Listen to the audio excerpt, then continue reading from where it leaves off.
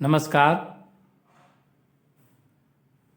બધા જ વિદ્યાર્થી ભાઈ બહેનોનું સ્વાગત છે મારી YouTube channel NJ education of કોમર્સમાં. આજે આપણે ધોરણ 12 નામાના મૂળ તત્વો ભાગ 1માં પ્રકરણ નંબર 7 ભાગીદારી પેઢીનું વિસર્જન એમાં થિયરીની આપણે આજે સમજૂતી મેળવશું. થિયરીમાં ખાસ કરીને જે મહત્ત્વની થિયરી જે છે પ્રકરણની એને આપણે સમજીશું.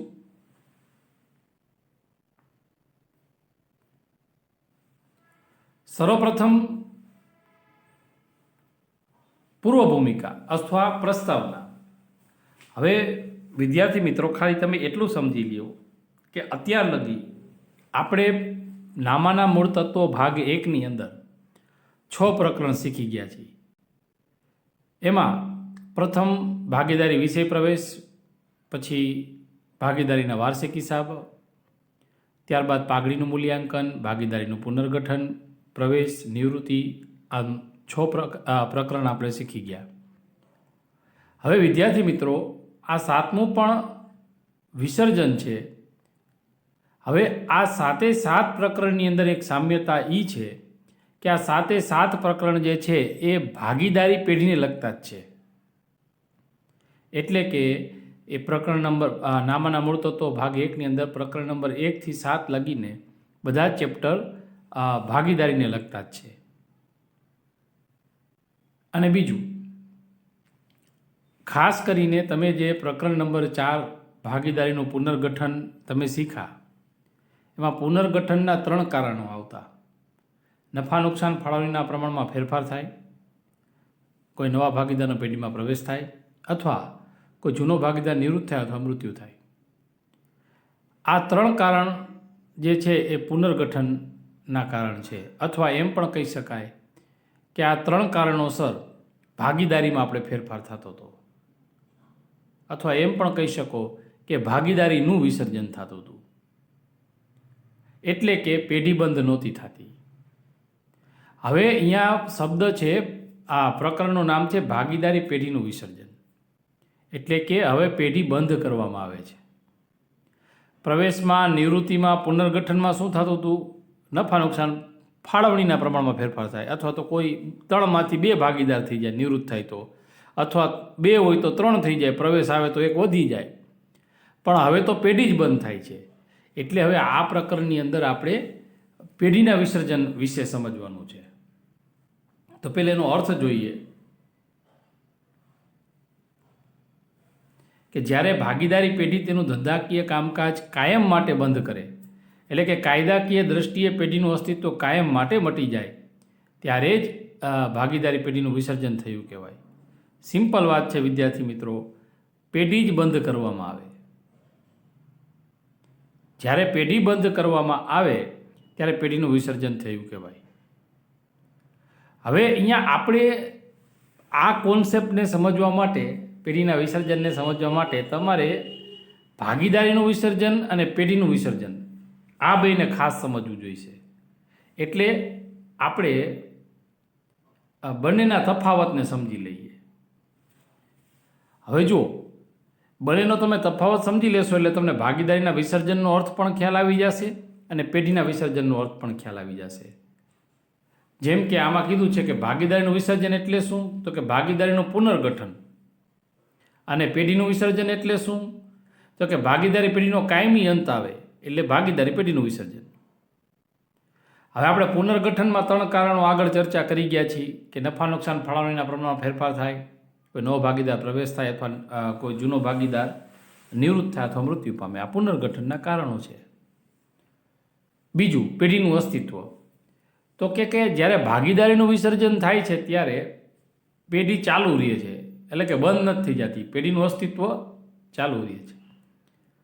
પણ જો જ્યારે પેઢીનું વિસર્જન થાય છે ત્યારે પેઢીના અસ્તિત્વનો જ અંત આવી જાય છે. કેમ કે કાયદાકીય દ્રષ્ટિએ પણ પેઢી બંધ કરવાની હોય છે અને કાયમ માટે બંધ કરવાની હોય છે. ત્રીજું, હિસાબી ચોપડાઓમાં તો કે ભાઈ સ્વાભાવિક છે કે ભાગીદારીનું વિસર્જન થાય તો હિસાબી ચોપડાઓ ચાલુ રહે છે, જ્યારે પેઢીના વિસર્જનમાં હિસાબી ચોપડાઓ બંધ કરવામાં આવે છે, ક્લોઝડ. હવે પેઢીનું કોઈ અસ્તિત્વ નથી રહેતું, એટલે હવે એના આગળ જતા હિસાબી ચોપડાઓ પણ નહીં રહે. હિસાબોની પતાવટ સ્વાભાવિક છે કે જ્યારે ભાગીદારીનું વિસર્જન થાય ત્યારે હિસાબોની પતાવટ કરવાની કોઈ જરૂરિયાત રહેતી નથી. હા, પણ જ્યારે આપણે મિલકતોનું અને દેવાઓનું પુનઃમૂલ્યાંકન કરીએ છીએ, એના માટે આપણે પ્રવેશન નિવૃત્તિમાં પુનઃમૂલ્યાંકન ખાતું બનાવતા હતા.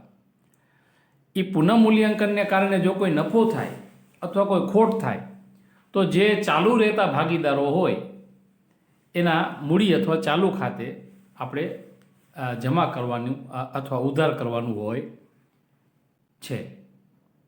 આ ભાગીદારીના વિસર્જનનું હોય છે. પણ હા, પેઢીનું વિસર્જન થાય ત્યારે હિસાબોની પતાવટ થાય છે અને એના માટે સ્પેશિયલ માલ મિલકત નિકાલ ખાતું તૈયાર કરવામાં આવે છે. અને આ માલ મિલકત નિકાલ ખાતાઓ દ્વારા બધી જ મિલકતો વેચવામાં આવે છે અને દેવાઓ ચૂકવવામાં આવે છે. અને જો પછી કોઈ પૈસા વધે તો ભાગીદારોને આપવામાં આવે છે.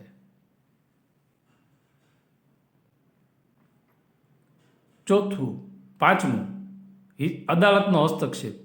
તો કે ભાગીદારીના વિસર્જનમાં અદાલતનો કોઈ પણ હસ્તક્ષેપ હોતો નથી.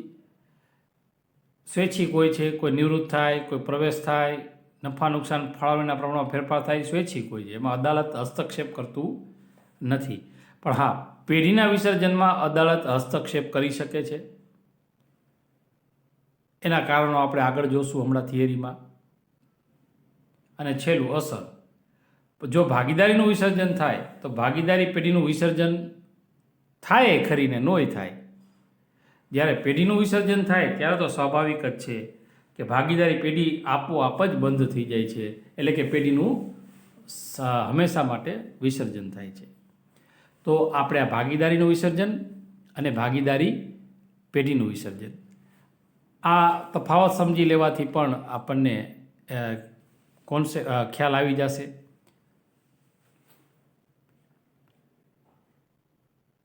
હવે આપણે ભાગીદારી પેઢીના વિસર્જનની રીત કે પદ્ધતિ વિશે સમજીશું.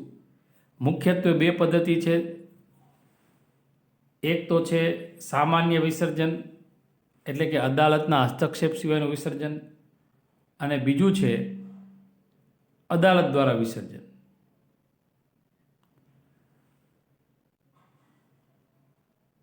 હવે આપણે આ બંને રીતને સમજીશું. મિત્રો, એમાં જે પહેલું જે છે સામાન્ય વિસર્જન, અથવા જેમાં અદાલતનો હસ્તક્ષેપ હોતું નથી, જેને સ્વૈચ્છિક વિસર્જન પણ કહી શકાય, એમાં તમે જોઈ શકો છો એના 5 પેટા પ્રકાર છે. તમે તમારી સ્ક્રીન ઉપર જોઈ શકો છો 5 પ્રકાર છે. એક સર્વસંમતિથી, કરાર દ્વારા, કાયદા દ્વારા, ચોથું ચોક્કસ ઘટનાને કારણે, અને પાંચમું નોટિસ દ્વારા. સર્વસંમતિથી સ્વાભાવિક છે કે જ્યારે પણ ભાગીદારો પેઢીનું વિસર્જન કરવા ઈચ્છતા હોય અને બધા જ ભાગીદારો ભેગા મળીને નક્કી કરે કે આપણે પેઢીનું વિસર્જન કરવાનું છે, એટલે એ સર્વસંમતિથી પેઢીનું વિસર્જન થઈ જાય છે. બીજું, કરાર દ્વારા, એટલે કે અગાઉથી નક્કી થયો હોય, સમયગાળો નક્કી થયો હોય કે અમુક શરતો હોય કે ભાઈ આપણે કે કરાર પૂરો થાય એટલે પેઢી બંધ થઈ જશે. દાખલા તરીકે કોઈ સિઝનલ ધંધો હોય કે સિઝન પૂરતો ધંધો હોય કે ભાઈ આપણે જનરલી આપણા કાઠિયાવાડમાં મેળાની પ્રચલિત છે, તો મેળામાં ઘણી વખત સાતમ આઠમના મેળા માટે કોઈ સ્ટોલ માટે કોઈ ભાગીદારી કરવામાં આવે, કે કોઈ એવો પણ કોઈ ઇવેન્ટ માટે કોઈ મોટી પેઢી હોય કે એકથી વધુ લોકો ભાગીદારી કરે, તો એ કરાર કહેવાય. એનો સમયગાળો પૂરો, કરાર પૂરો એટલે પેઢીનું પણ આપોઆપ વિસર્જન થઈ જાય છે. ત્રીજું, કાયદા દ્વારા. કાયદો એટલે કે જ્યારે કાયદો ક્યારે આવે કે જ્યારે ક્યાંક ફરજિયાતપણું આવી જાય, આને આપણે ફરજિયાત પણ વિસર્જન કહી શકીએ. કે જ્યારે કોઈ પણ નિર્ણય ન થઈ શકે ત્યારે લોકો જનરલી કાયદાના શરણે જતા હોય છે અને પછી કાયદો જે કહે એ પ્રમાણે આપણે માન્ય રાખવું પડતું હોય છે. એમાં જનરલી તો કોઈ એક જ અથવા એકથી વધુ ભાગીદારો, એક સિવાયના બધા ભાગીદારો નાદાર જાહેર થાય અથવા તો પેઢીનો ધંધો જ ગેરકાયદેસર બની જાય, એટલે કે કાયદો એને ગેરકાયદેસર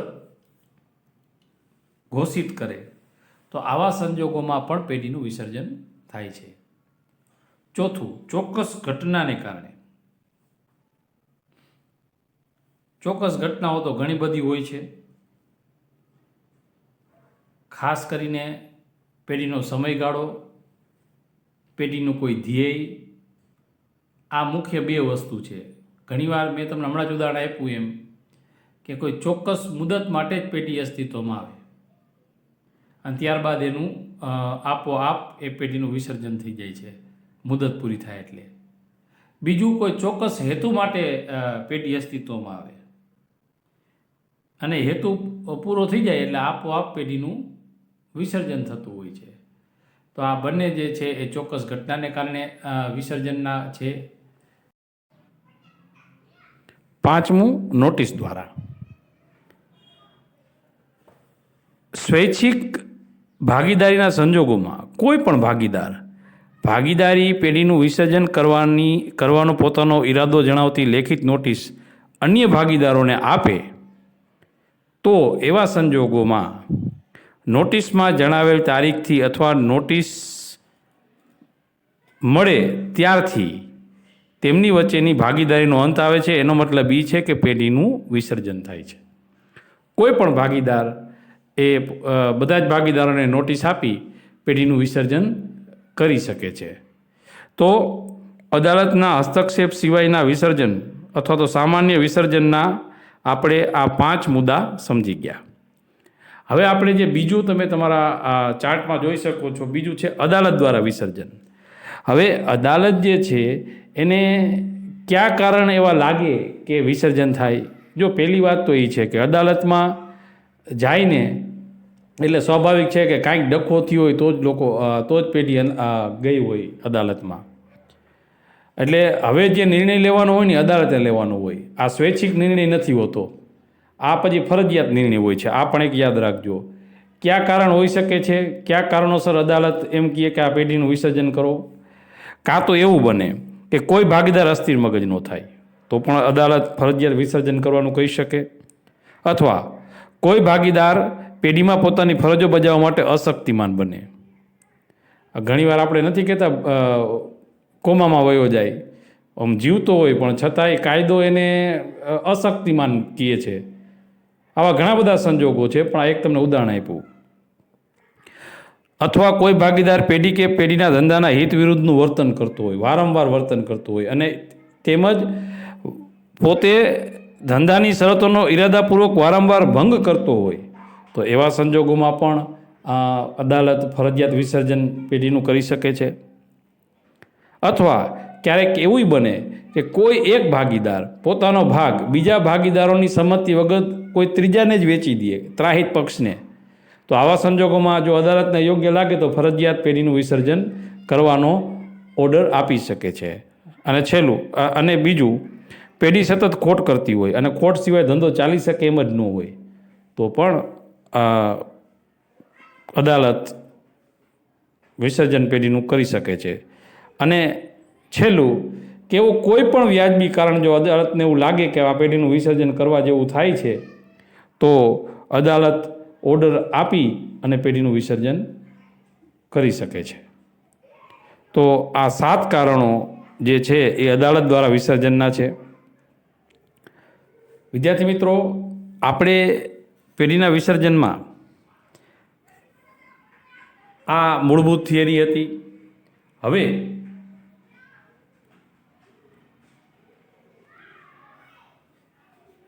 જ્યારે પેઢીનું વિસર્જન થાય ત્યારે અથવા એને એમ પણ કહેવાય કે વિસર્જનની વિધિ શું કે પ્રક્રિયા શું? તો વિદ્યાર્થી મિત્રો, એક વસ્તુ યાદ રાખો કે જ્યારે પેઢીનું વિસર્જન થાય ત્યારે આ 4 ખાતા તૈયાર કરવામાં આવે છે. પહેલું માલ મિલકત નિકાલ ખાતું, બીજું ભાગીદારોના મૂડી ખાતા અને ત્રીજું રોકડ ખાતું.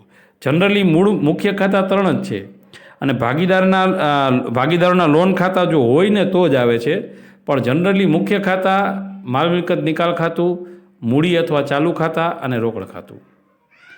જ્યારે પેઢીની વિસર્જનની વિધિ કરવાની થાય કે જ્યારે પણ પેઢીનું વિસર્જન કરવાનું થાય ત્યારે મુખ્યત્વે આ 3 ખાતા અથવા તો આ 4 ખાતા દોરવામાં આવે છે. એમાં સૌથી મહત્ત્વનું ખાતું છે માલ મિલકત નિકાલ ખાતું. પહેલાં આપણે આ પ્રકરણની આમ નોંધ સમજતા પહેલાં એટલું સમજી લ્યો માલ મિલકત નિકાલ ખાતા વિશે કે તમે જ્યારે પેઢીનું વિસર્જન કરો છો ત્યારે હવે પેઢી બંધ જ કરવાની છે, ત્યારે એવા સંજોગોમાં સ્વાભાવિક છે આપણી પાસે મિલકતો પણ હોય, પેઢી કેટલાય વર્ષ જૂની હોય, મિલકતો હોય, સ્વાભાવિક છે કે કોઈ પૈસા માંગતું હોય, દેવાય હોય, તો આ બધાને વ્યવસ્થા તો કરવી પડે ને. એટલે જ જો તમે ખાતાનું નામ પણ છે માલ મિલકત નિકાલ ખાતું. બધા જ માલ મિલકત દેવા બધાયનો નિકાલ કરવા માટે જ આ ખાતું તૈયાર કરવામાં આવે છે વિસર્જન વખતે, અને આખી વિસર્જનની પ્રક્રિયા કરવામાં આવે છે પેઢીના વિસર્જનની. તો હવે આપણે સ્ટેપ બાય સ્ટેપ વિસર્જનની જેટલી પણ આમ નોંધ આવે છે એ બધી જોશું અને સાથે સાથે માલ મિલકત નિકાલ ખાતું પણ સમજતા જશું. પહેલું, અનામતો અને નહીં વેચાયેલ નફો અથવા નફા નુકસાન ખાતાની બાકી હોય તો એની શું આમ નોંધ થાય? જો અનામતો અને નફા નુકસાન ખાતાની જમા બાકી હોય તો આમ નોંધ થાય કે અનામતો ખાતે ઉધાર, રોકડ વધઘટ ભંડોળ ખાતે ઉધાર, કારીગર અકસ્માત વળતર ભંડોળ ખાતે ઉધાર, નફા નુકસાન ખાતે ઉધાર, તે ભાગીદારોના મૂડી ખાતે જમા. યાદ રાખજો, આ અનામતો છે એ એક પ્રકારનો નફાનો જ ભાગ છે. ભૂતકાળમાં આપણે નફામાંથી અમુક ચોક્કસ હેતુ માટે આપણે રકમ અલગ રાખી હતી અને આપણે અનામતો કહી છીએ. એટલે એક પ્રકારનો આપણો એ ભાગીદારનો પોતાનો નફો છે એ ભાગીદારોના મૂડી ખાતે જમા કરવાનું હોય. અને જો એમાં તમને તમારી સ્ક્રીન ઉપર દેખાય છે, જો ખોટ હોય તો પણ ભાગીદારોના મૂડી ખાતે ઉધાર, તે નફા નુકસાન ખાતે જમા. ખોટ હોય તો એ પણ ભાગીદારોને જ ફાળવવામાં આવે છે. હવે બીજું અને સૌથી મહત્ત્વનું આમ નોંધ, મિલકતોના ખાતા બંધ કરી માલ મિલકત નિકાલ ખાતે લઈ જવામાં આવે ત્યારે. હવે વિદ્યાર્થી મિત્રો, એક વાત ખાસ મગજમાં યાદ રાખજો કે તમે જ્યારે પેઢીના વિસર્જનના હિસાબો તૈયાર કરતા હોય ત્યારે સૌ પ્રથમ પાકા સરવૈયાનો આપણે સંપૂર્ણ નિકાલ કરવાનો હોય. એટલે કે પાકા સરવૈયાની કોઈ પણ બાકી હવે રહેવી જોઈએ નહીં. દાખલા તરીકે મૂડી હોય તો આપણે મૂડી ખાતાની જમા બાજુ બાકી આગળ લાવ્યા લખી નાખશું. રોકડ સિલક હોય તો રોકડ ખાતાની ઉધાર બાજુ બાકી આગળ લાવ્યા લખી નાખશું. નફો કે અનામત હોય તો ભાગીદારોના મૂડી ખાતે જમા બાજુ ફાળવી દેશું. નુકસાન હોય તો પણ ભાગીદારોના મૂડી ખાતાની ઉધાર બાજુ ફાળવી દેશું. પણ હજી પણ તમે પાકું સરવૈયું જોશો ને તો આ મિલકત લેણા બાજુ બધી મિલકતો વધે છે અને મૂડી દેવા બાજુ બધા દેવા વધે છે. તો શું કરશું? આ બધા જ મિલકતોને દેવાઓના ખાતા બંધ કરી આપણે માલ મિલકત નિકાલ ખાતે લઈ જશું. એટલે હવે પાકા સરવૈયામાં એક પણ બાકી રહેવી જોઈએ નહીં. તો હવે પહેલાં આપણે શું કરશું? મિલકતોના ખાતા બંધ કરશું. તો મિલકતોના ખાતા બંધ કરી અને મામીની ખાતે લઈ જવામાં આવે ત્યારે આમ નોંધ થાય માલ મિલકત નિકાલ ખાતે ઉધાર, તે જે તે મિલકતો ખાતે જમા. આમાં બધાના નામ આપ્યા છે, તમારી સ્ક્રીન ઉપર તમે જોઈ શકો છો. જમીન મકાન ખાતે, તે પ્લાન્ટ યંત્રો ખાતે, તે ફર્નિચર ખાતે, તે રોકાણો ખાતે, તે દેવાદારો ખાતે, તે લેણી હુંડી ખાતે, તે અન્ય મિલકતો ખાતે. મિલકતોના ખાતા બંધ કરી અને માલ મિલકત નિકાલ ખાતે લઈ જવામાં આવે ત્યારે હવે માલ મિલકત નિકાલ ખાતાની કઈ બાજુ દર્શાવવામાં આવશે? તો જો તમે બાજુમાં જુઓ કે માલ મિલકત નિકાલ ખાતાની ઉધાર બાજુ દર્શાવવામાં આવે પરચુરણ મિલકતો ખાતે, અને બધી જ મિલકતો ઇનરમાં લખી એનો સરવાળો આપણે આઉટરમાં લખવાનો થાય. બીજું છે જોગવાઈઓના ખાતા બંધ કરી માલ મિલકત નિકાલ ખાતે લઈ જવામાં આવે ત્યારે. હવે જોગવાઈમાં જનરલી તમારે ગાળખા અનામત જ આવશે. ઘસારા ફંડ ક્યારેક આવશે ને દેવાદારો કે લેણી હુંડી પર વટાવવાના મત, આ તો રેર કેસમાં જ આપણે આવે છે. આપણે પેઢીના ભાગીદારી પેઢીના વાર્ષિક હિસાબ, પ્રવેશ, નિવૃત્તિ, આ બધા ભાગીદારને લગતા હિસાબ જ શીખી ગયા છીએ. બરોબર છે, એટલે તો આપણે આઈડિયા આવી જવો જોઈએ. આ બધી જોગવાઈઓ ખાતે ઉધાર તે માલ મિલકત નિકાલ ખાતે જેમાં આ આપણી આમ નોંધ થાય, દર્શાવશું કાંઈક આવી રીતે. માલ મિલકત નિકાલ ખાતાની જમા બાજુ હેડિંગ લખશું જોગવાઈઓ ખાતે, કારખાદારના મત, ઘસારા ફંડ, દેવાદાર અને લેણી હુંડી પર વટાવવાના મત, ત્રણેયનો સરવાળોના આઉટરમાં લખશું. આમાંથી કોઈ એક પણ હોઈ શકે, બે પણ હોઈ શકે, ત્રણેય હોઈ શકે. આ તો આપણે અહીંયા નમૂના પૂરતું એક ઇન્ડિકેશન છે કે ભાઈ આ રીતની આમ નોંધ થાય એ શીખવા માટે અહીંયા આપણે આપ્યું છે. હવે ત્રીજું બ અથવા ચોથું, દેવાના ખાતા બંધ કરી માલ મિલકત નિકાલ ખાતે લઈ જવામાં આવે ત્યારે એની આમ નોંધ પણ આવી જ થાય. જે તે દેવા ખાતે ઉધાર તે મામીની ખાતે જમા, લેણદાર, દેવી હુંડી, બેંકો, ડ્રાફ્ટ, કારીગર નફાભાગ ભંડોળ, ચૂકવવાના બાકી ખર્ચ, આ બધા જ દેવા ખાતે ઉધાર તે મામીની ખાતે જમા. એટલે માલ મિલકત નિકાલ ખાતાની આપણે જમા બાજુ કંઈક આવી રીતે દર્શાવશું. ઉપર હેડિંગ લખશું દેવા ખાતે અને બધાય દેવાઓના નામ અને એનો સરવાળો લખશું આઉટરમાં. તો વિદ્યાર્થી મિત્રો, આ આપણે શરૂઆતની આટલી આમનોંધમાં પાકા સર્વેનો હવે સંપૂર્ણ નિકાલ થઈ ગયો છે. હવે પાકા સર્વેમાં કોઈ પણ બાકી રહેશે નહીં. મિલકતો પણ મામીનીને આપી દીધી, દેવા જોગવાઈ પણ મામીનીને આપી દીધા, અનામતો ફાળવી દીધી, મૂડી ખાતા લખાઈ ગયા, રોકડ સિલકે લખાઈ ગઈ. હવે શું કરશું? તો સૌથી મહત્ત્વનો મુદ્દો હવે બે વસ્તુ આવે.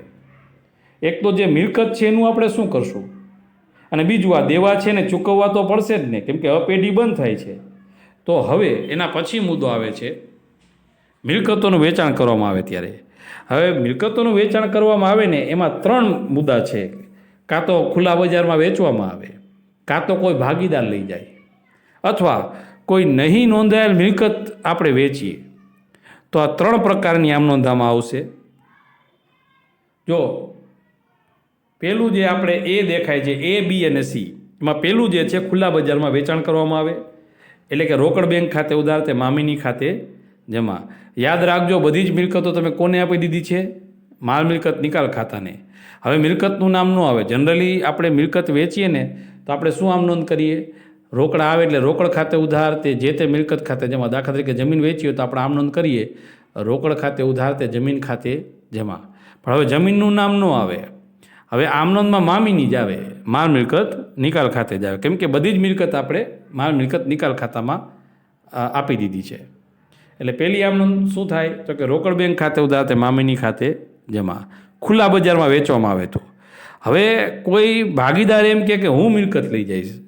સ્વાભાવિક છે, ઘણા વર્ષ ધંધો કર્યો હોય તો કોઈ વસ્તુ પ્રત્યે લગાવ હોય કોઈ ભાગીદારને, તો એમ કે ભાઈ આ વસ્તુ હું લઈ જઈશ. તો એ પેઢીને પૈસા આપી દઈએ, અથવા તો પેઢીને અત્યારે એમ કહી દેશે કે મારા મૂડી ખાતે તમે ઉધાર કરી નાખો. જ્યારે પેઢી આપણે જ્યારે છેલ્લે હિસાબ કરશું ત્યારે જોયું જશે.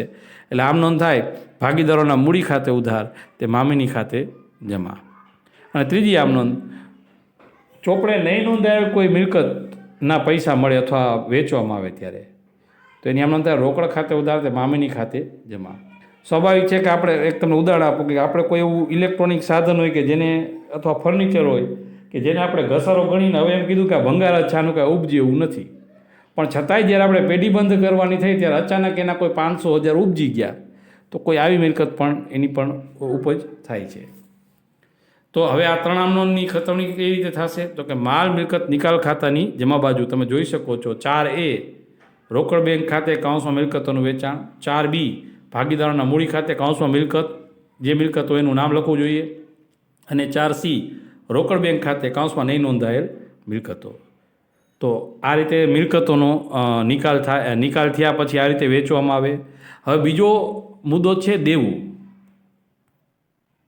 હવે દેવામાં પણ ત્રણ ઓપ્શન આવે. કાં તો આપણે એને રોકડા ચૂકવી દેવાને, કાં તો કોઈ ભાગીદાર ચૂકવવાનું સ્વીકારે, અથવા તો એવું બને કે કોઈ નહીં નોંધાયેલ દેવું આવે ને આપણે અચાનક ચૂકવવું પડે. તો એમાં પણ આ ત્રણ ઓપ્શન રહેશે. પહેલાં A, Q આવે, રોકડેથી ચૂકવવામાં આવે ત્યારે આમ નોંધ થાય મામીની ખાતે ઉધાર તે રોકડ બેંક ખાતે જમા. B, કોઈ ભાગીદાર ચૂકવવાનું સ્વીકારે એટલે કે મામીની ખાતે ઉધાર તે જે તે ભાગીદારના મૂડી ખાતે જમા. અને C, કોઈ ચોપડે નહીં નોંધાયેલ દેવું ચૂકવવામાં આવે ત્યારે એટલે કે મામીની ખાતે ઉધાર તે રોકડ બેંક ખાતે જમા. આ ત્રણેયની ખતવણી શું થાય? માલ મિલકત નિકાલ ખાતાની ઉધાર બાજુ લખાશે. જો જમા બાજુ મિલકતોનો આપણે નિકાલ કર્યો છે અને ઉધાર બાજુ દેવા છે 5A 5B અને 5C. રોકડ બેંક ખાતે કાઉન્સમાં દેવાની ચૂકવણી 5A, 5B ભાગીદારોના મૂડી ખાતે કાઉન્સમાં ભાગીદારે સ્વીકારેલ દેવા અને 5C રોકડ બેંક ખાતે નહીં નોંધાયેલ દેવા. તો વિદ્યાર્થી મિત્રો, આપણે માલ મિલકત નિકાલ ખાતામાં મિલકતો અને દેવાનો સંપૂર્ણ નિકાલ આપણે કરી લીધો છે. હવે વિસર્જન ખર્ચ. વિસર્જન ખર્ચમાં ખાસ થોડુંક સમજી લેજો. એમાં ખાસ કરીને પહેલે જો પેઢીએ જ ચૂકવવાનું હોય ને પેઢીએ જ ભોગવવાનું હોય ને તો સીધી પેઢીનો જ ખર્ચ કહેવાય. રોકડ બેંક મામીની ખાતે ઉધાર તે રોકડ બેંક ખાતે જમા. આપણે માલ મિલકત નિકાલ ખાતાની ઉધાર બાજુ લખશું રોકડ બેંક ખાતે કાઉન્સમાં વિસર્જન ખર્ચ. પણ પેઢીનો વિસર્જન ખર્ચ ચૂકવવાની જવાબદારી કોઈ ભાગીદાર સ્વીકારે ત્યારે જો કાં તો એવું બને ભાગીદાર સ્વીકારે ત્યારે સ્વાભાવિક છે ને આપણે મહેનતાણું ચૂકવવાનું થાય તો એને મહેનતાણું ચૂકવવાનું થાય તો એની આમ નોંધ થાય મામીની ખાતે ઉધાર તે ભાગીદારના મૂડી ખાતે જમા. યાદ રાખજો, મહેનતાણું ચૂકવવાનું થાય ત્યારે મામીની ખાતે ઉધાર તે ભાગીદારના મૂડી ખાતે જમા. પણ આમાં થાય કેવું, ઘણી વખત જવાબદારી ભાગીદારની હોય પણ તેના વતી ચૂકવણી પેઢી કરતી હોય. યાદ રાખજો, જવાબદારી વિસર્જનની ભાગીદાર સ્વીકારે છે પણ ચૂકવણી પેઢી કરતી હોય તો આ પ્રકારની આમ નોંધ થશે ભાગીદારના મૂડી ખાતે ઉધાર તે રોકડ બેંક ખાતે જમા. એટલે કે એની ખતવણી આપણે મામીનીમાં નથી કરતા, એટલે જે ઉપલી આમ નોંધ છે એની ખતવણી કંઈક આવી થશે. માલ મિલકત નિકાલ ખાતાની ઉધાર બાજુ ભાગીદારના મૂડી ખાતે કાઉન્સમાં 93(6)B. અને આમાંનામાં વિદ્યાર્થી મિત્રો એક ચોથો પણ ઓપ્શન છે કે પેઢીનો વિસર્જન ખર્ચ ચૂકવવાની જવાબદારી ભાગીદારની હોય અને ચૂકવતોય ભાગીદાર હોય. તેવા સંજોગોમાં પેઢીના ચોપડે કોઈ આમ નોંધ થતી નથી. આ યાદ રાખજો. હવે જો લોન હોય કોઈ ભાગીદારની અને એ ચૂકવાય તો એની શું આમ નોંધ થાય? ભાગીદારની લોન ખાતે ઉધાર તે રોકડ બેંક ખાતે જમા, જેની માલ મિલકત નિકાલ ખાતે કોઈ નોંધ થતી નથી. અને હવે આપણે શું કરશું? માલ મિલકત નિકાલ ખાતું બંધ કરશું. ત્યારે જો નફો હોય અને કાં તો નુકસાન હોય. નફો હોય તો એનો મતલબ એ છે કે માલ મિલકત નિકાલ ખાતાની જમા બાજુનો સોળો વધે છે ને ઉધાર બાજુ ગેપ આવે છે, એને જમા બાકી કહેવાય. એટલે આમ નોંધ થાય મામીની ખાતે ઉધાર તે ભાગીદારોના મૂડી અથવા ચાલુ ખાતે જમા. અને ખોટ હોય એનો મતલબ એ છે કે માલ મિલકત નિકાલ ખાતાના ઉધાર બાજુનો સરળો વધુ છે ને જમા બાજુ ગેપ આવે છે. એનો મતલબ એ થાય કે ભાગીદારોના મૂડી અથવા ચાલુ ખાતે ઉધાર તે માલ મિલકત નિકાલ ખાતે જમા. એટલે કે માલ મિલકત નિકાલ ખાતાની તમે જોઈ શકો છો નીચે સ્ક્રીન ઉપર ઉધાર બાજુ નફો આવે ગેપ તરીકે અને જમા બાજુ ગેપ તરીકે ખોટ આવે. હવે વિદ્યાર્થી મિત્રો, જો ચાલુ ખાતા હોય અને એ બંધ કરવામાં આવે તો બે છે. જમા બાકી હોય તો ચાલુ ખાતે ઉધાર તે ભાગીદારોના મૂડી ખાતે જમા, અને જો ઉધાર બાકી હોય તો ભાગીદારોના મૂડી ખાતે ઉધાર તે ભાગીદારોના ચાલુ ખાતે જમા. હવે પેઢીનું વિસર્જન થાય છે એટલે ચાલુ ખાતાનું કોઈ અસ્તિત્વ રહેતું નથી. મૂડી ખાતાનું કોઈ અસ્તિત્વ નહીં રહે તો ચાલુ ખાતાનું શું અસ્તિત્વ રહે? એટલે કે ચાલુ ખાતા મૂડી ખાતે લઈ જવાના. હવે ચાલુ ખાતા મૂડી ખાતે લઈ ગયા, આપણે નફો નુકસાન હતો મામીનીનો એ મૂડી ખાતે લઈ ગયા. હવે આપણે મૂડી ખાતા બંધ કરશું. હવે મૂડી ખાતામાં હવે માની લ્યો કે ઉધાર બાકી હોય અથવા જમા બાકી હોય, બે બાકી હોય. અને માની લો ઉધાર બાકી હોય. ઉધાર બાકીનો મતલબ શું થયો કે ભાગીદાર પાસે પેઢીએ લેવાના થાય. યાદ રાખજો, ઉધાર બાકી એટલે ભાગીદાર પાસે પેઢીએ રકમ લેવાની થાય. એટલે આમ નોંધ થાય રોકડ બેંક ખાતે ઉધાર તે ભાગીદારના મૂડી ખાતે જમા. અને જમા બાકી હોય તેનો મતલબ એ છે કે રોકડ ચૂકવવાની થાય પેઢીએ ભાગીદારને. એટલે આમ નોંધ થાય ભાગીદારના મૂડી ખાતે ઉધાર એ રોકડ બેંક ખાતે જમા. અને છેલ્લે વિદ્યાર્થી મિત્રો, પેઢીના વિસર્જનના દાખલામાં રોકડ ખાતું છેલ્લે આપણે જે બંધ કરીએ એ સર્વર થઈ જાય ત્યારે આપણો વિસર્જનનો દાખલો સાચો કહેવાય. એ આપણે આગળ જોશું. હવે આપણે આજે આમનોંધ કરી એમાં આપણે આમનોંધ કરી એની અંદર જે માલ મિલકત નિકાલ ખાતું જે છે એમાં આપણે જે ખતવણી કરી એની સમગ્ર ખતવણીવાળું એક મામીની ખાતું આપણે જોઈ લઈએ. તમે તમારી સ્ક્રીન ઉપર જોઈ શકો છો. જો ઉધાર બાજુ પરચુરણ મિલકતો ખાતે 2 નંબર, પછી જોગવાઈઓ ખાતે 3A, જમા બાજુ પરચુરણ દેવા ખાતે 3B, પછી 3 આમનોંધ 4A, B અને C એ મિલકતોના નિકાલની આમનોંધ છે. અને સામે બાજુ ઉધાર બાજુ તમે જો 5A, B અને C દેવાના નિકાલની છે. અને 6A અને 6B એ વિસર્જન ખર્ચની 2 આમનોંધ છે, એની ખતવણી કરેલી છે. અને છેલ્લે 8A એ નફાની આમનોંધ છે. અને 8B તમે જોઈ શકો છો એ નુકસાન અથવા ખોટની આમનોંધ છે. તમે તમારી ટેક્સ બુકમાં તમે જોશો તો તમને ટેક્સ બુકમાં પણ આ માલ મિલકત નિકાલ ખાતાનો નમૂનો મળી જશે. વિદ્યાર્થી મિત્રો, ખૂબ જ મહત્ત્વની થિયરી છે. આટલી થિયરી તો તમારે આ વિસર્જનના પ્રકરણમાં સમજવી જ જોઈએ, તો જ તમને આગળ દાખલા આવડે, આમનોંધવાળા દાખલા અને મોટા દાખલા. તો દરેક વિદ્યાર્થીને આ વિડીયો છે એ આ વિસર્જનની આ થિયરી શીખવામાં ખૂબ ખૂબ ઉપયોગી નીવડે એવી આશા અને અભિલાષા સહ આભાર.